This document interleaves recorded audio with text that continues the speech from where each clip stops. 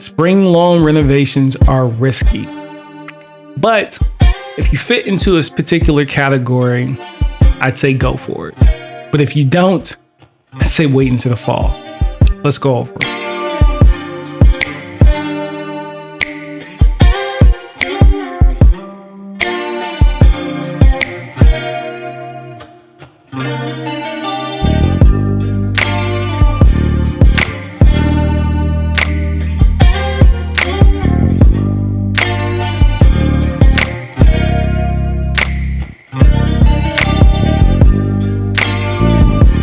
I'm going to just straight out tell you, if you don't have the experience, hands-on experience to know what you're dealing with in your area and you're in the transition zone, I would not try to do a spring renovation. I just wouldn't. There's so many variables that can go wrong. You can be dealing with a whole bunch of fungus pressure, right?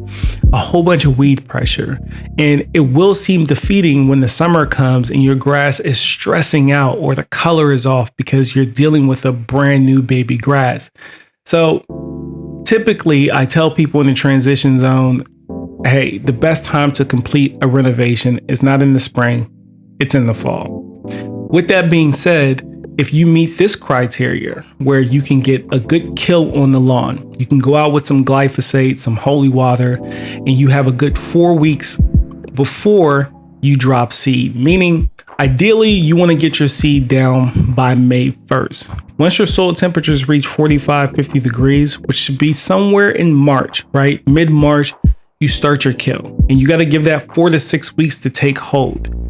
Once you have achieved that, right? Now you want to go and clean everything up. You need to take the time to either use a rake or a dethatcher to get all that material out of there. Now you still need a good 4 to 6 weeks for growing.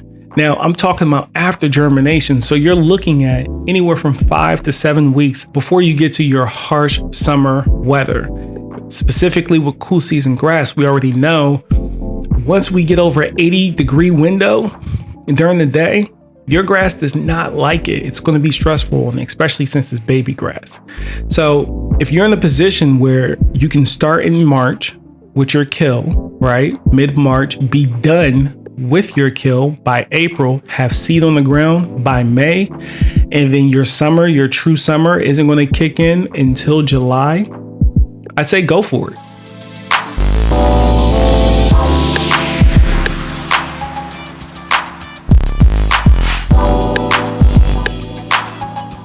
Now you might be asking yourself, hey, do I need to aerate?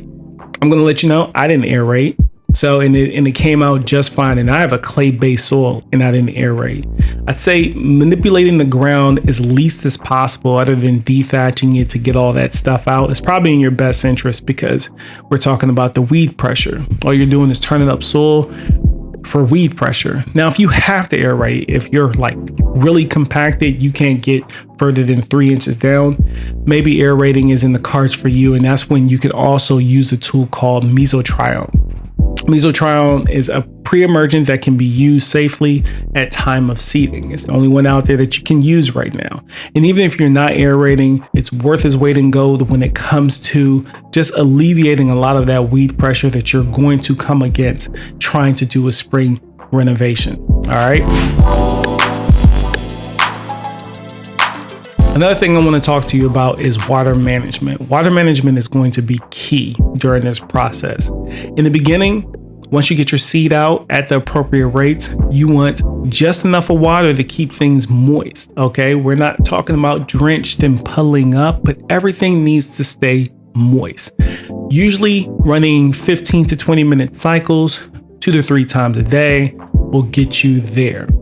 Now, once you get a good germination in, right? Once you start seeing little grass seeds popping up, don't get too excited too fast. We want to continue that moisture for probably another 5 to 10 days. The reason why is that all your seed isn't going to germinate at the same time. And then gradually start to break it down and wean it off of that everyday readily available water. You want to start training those roots to dig deep for the water. So now we're going to shift to deep and infrequent watering cycle. So we're talking about 2 weeks max after you have a good 70% germination. You want to switch your watering patterns.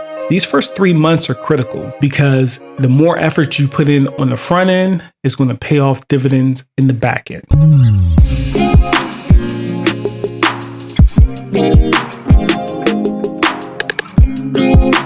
All this water is in play.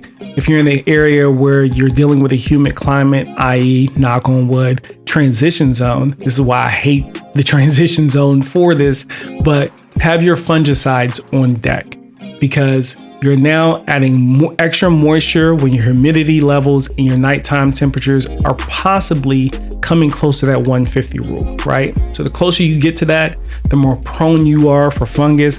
And we're dealing with baby grass right now, which is super susceptible to all types of diseases. Your water management is both key and important, but at the same time, you're going to want to have those tools on deck if you come across any fungicides. Now, if you're someone like my man Polo, who's going to be doing a spring renovation and you're a pro at it, or if you want to look at someone who's going to be doing it and executing it well and seeing what he's going to come up against, go check him out. I'll link it up in the top right corner. Other than that, I'll catch you next time. Peace.